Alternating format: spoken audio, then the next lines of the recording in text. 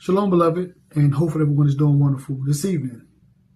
You know, when I was working in corporate America, I remember having a conversation with a coworker at the time, this so-called white evangelical Christian, right?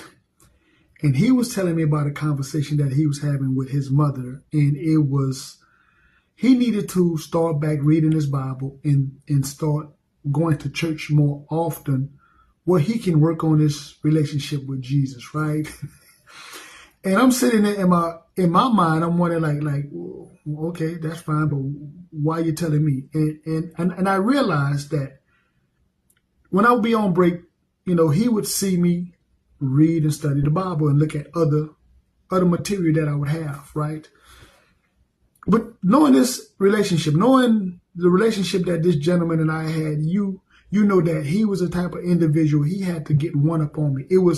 He had to flex in some form of fashion. Again, it was always this competition with this gentleman. I have no idea why. But anyway, that's just where he was at. But again, you're right. I begin to realize that, okay, I know what it is. You know, you're supposed to have this relationship with Jesus, right?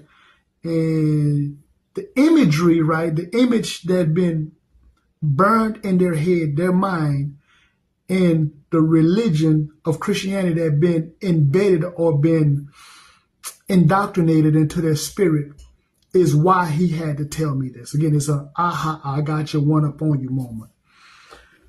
So I begin to say, okay, cool, that's nice, that's really nice. You know, I mean, it's fine.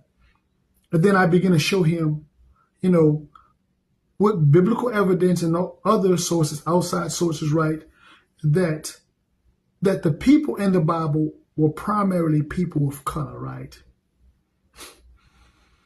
And then he hit me with, well, I really don't even believe in the Bible anyway.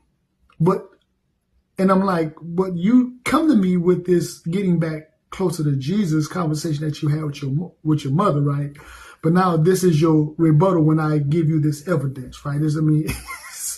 It's crazy. But what's crazy about this conversation, because I often hear not just so-called white evangelical Christians, my people that are deep into Christianity, so-called black people, so-called Negroes, they would usually use one or two things as an argument or as a defense, right?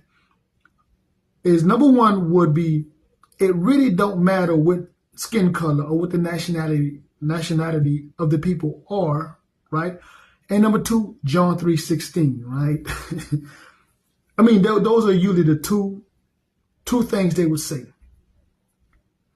And for me, it's funny, right? It's like not ha-ha funny, but it's odd funny. Because when I think about that, I often say, especially dealing with so-called white evangelical Christians. Now, that verse in John 3:16 has been in the Bible since what?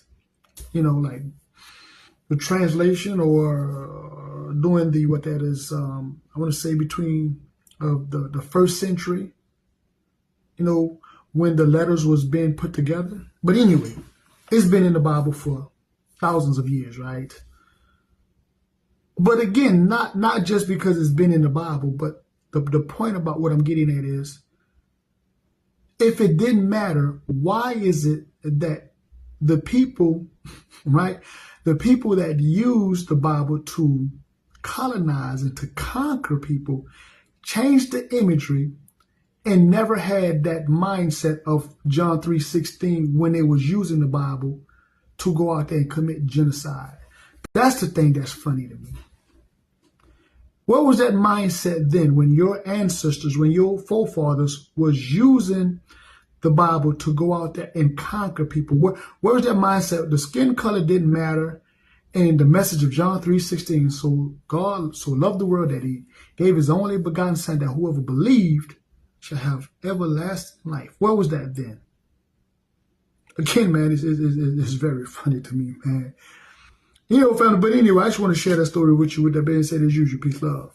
Shalom.